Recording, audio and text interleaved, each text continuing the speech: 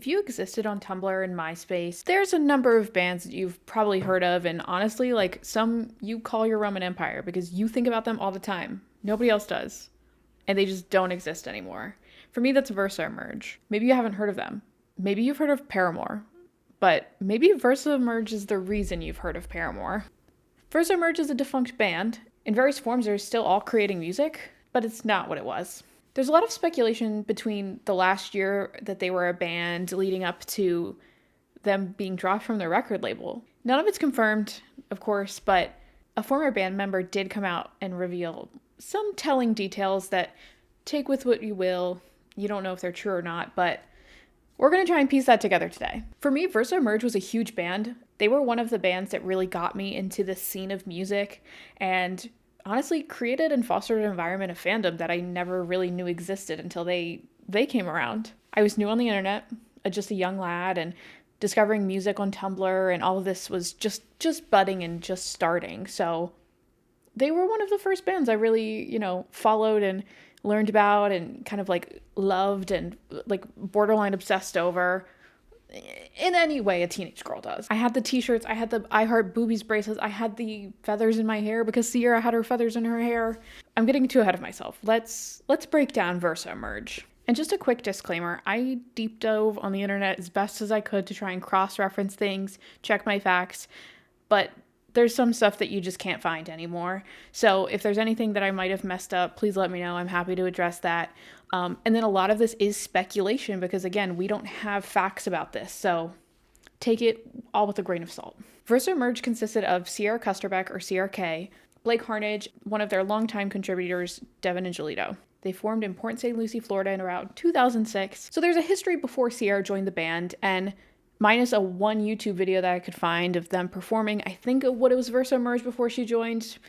And honestly, the lack of information available, I'm not even going to go into that.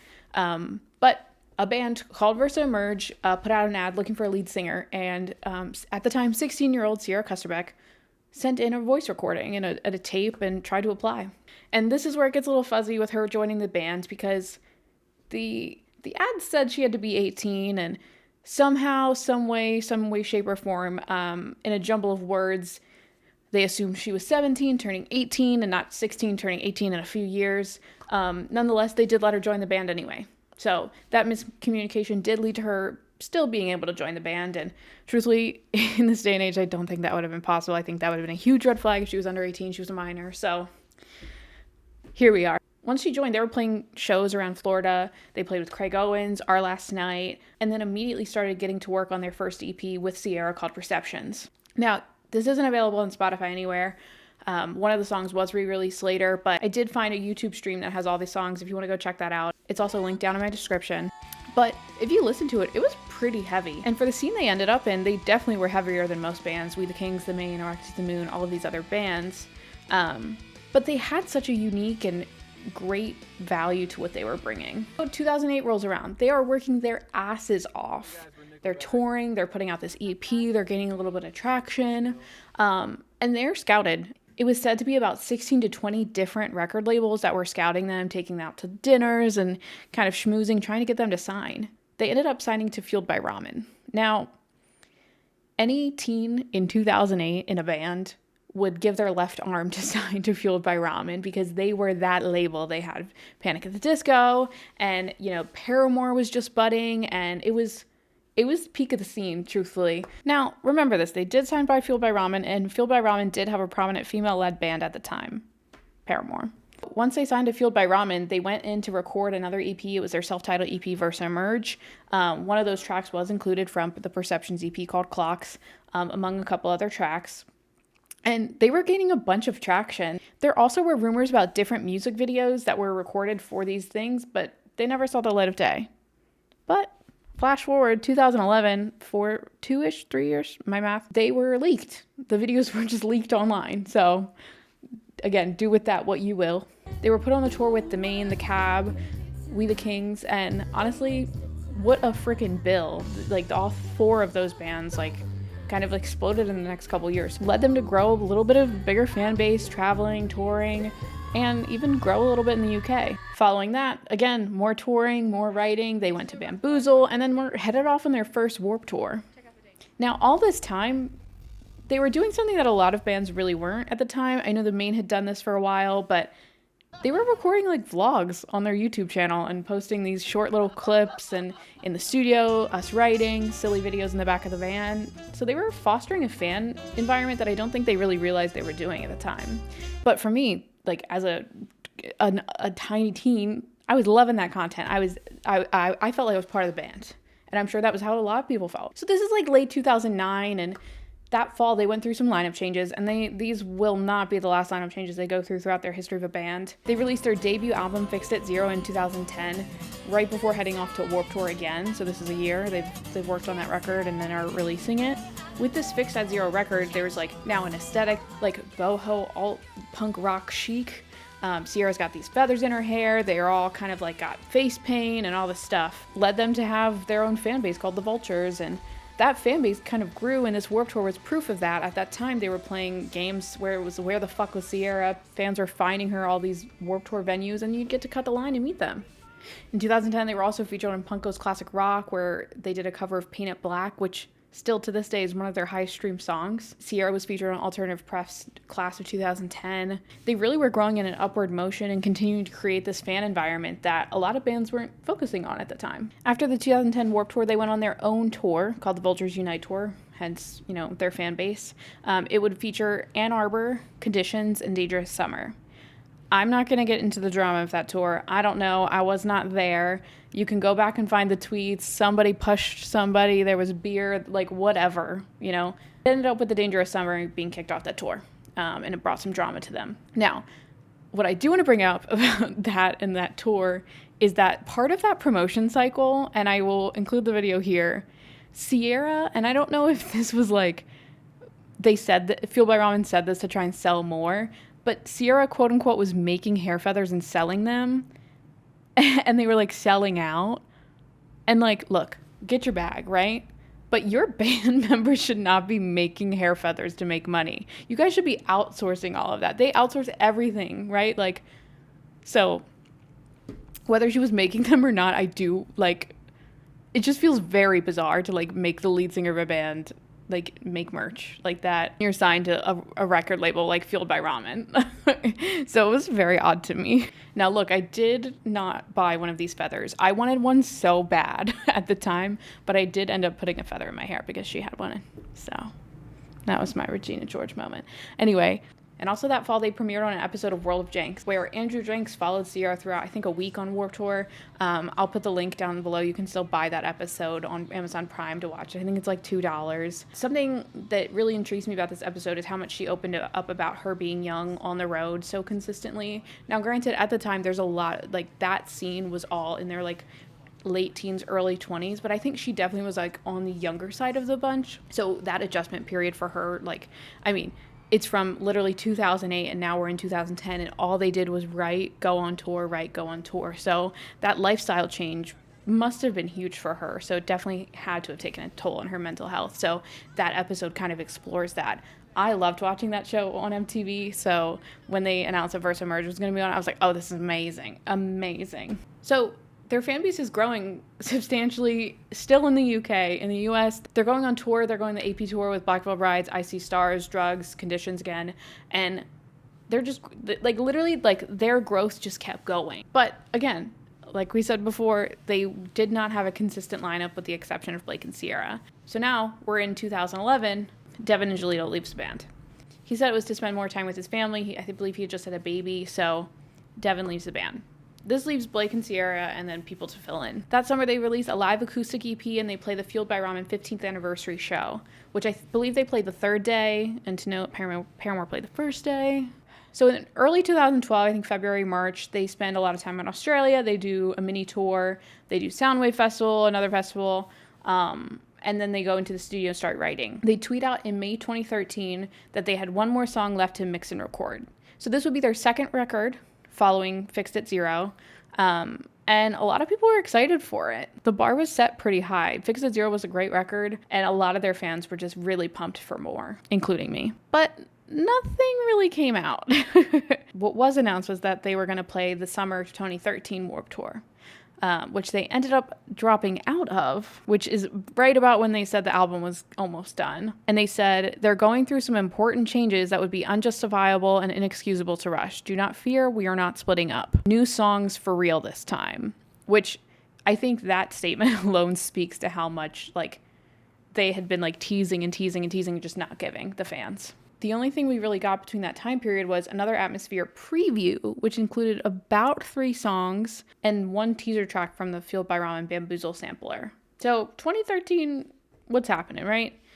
Turns out a lot was happening behind the scene, because in August 2013, they announced, "Hey Vultures, as some of you have already noticed, our record label, Fueled by Ramen, has moved us into the alumni section of their roster. It is true that we will no longer be a part of Fueled by Ramen, as we've decided to split ways. We're extremely grateful to everyone over at Fueled by Ramen and want to thank them all for amazing work and the time they've put into helping our band over the years. There is still new music on the way." They've said that. "Although we won't be releasing anything until all this business stuff is fully sorted. Thank you for supporting us and the amazing fans. We love you." So following that, in October, they released a video for No Consequences, which was on that preview EP. And they said one more song was going to be released called Burn, and that was the last thing under the name versaemerge. After that, they'd go by Versa, which is very clear that at that point in time, Fueled by Ramen owned the rights to versaemerge, and that they would no longer be able to use that name ever again, which is pretty unfortunate. But in November 2013, they announced that they'd be releasing a EP in 2014 called Neon under the name Versa. The 3-song EP used unreleased songs from Another Atmosphere, and the first single, Neon, dropped that November. Looking back at the different types of music, this EP and Another Atmosphere were worlds away from Fixed at Zero and Perceptions and the self-titled EP. There are 2 completely different bands in my head. This harder stuff and then immediately changed to synth pop was a very dramatic change for a lot of fans. Now, I will say this, as a lover of synth and alt pop, if that EP, Neon, was released a year and a half, 2 years later, I think it would have done very, very differently. But their fan base wasn't. They all had been listening to Fixed at Zero, Perceptions, self-titled, so it was kind of worlds away from a lot of the fans that they already had targeted. And that's kind of where Versa dwindles off. In 2015, Sierra confirmed that they would never be able to release Another Atmosphere because Fueled by Ramen never signed off on it. As of today, Sierra has only released 2 other music projects. They've been called No and Bad Daughter. Bad Daughter has released 3 different singles, and No had 2 albums. Looking at Blake now, which was our other lasting band member, he went on a little bit of a different track. He channeled into his producing skills, and up to today, he's produced for Paris, All Time Low, and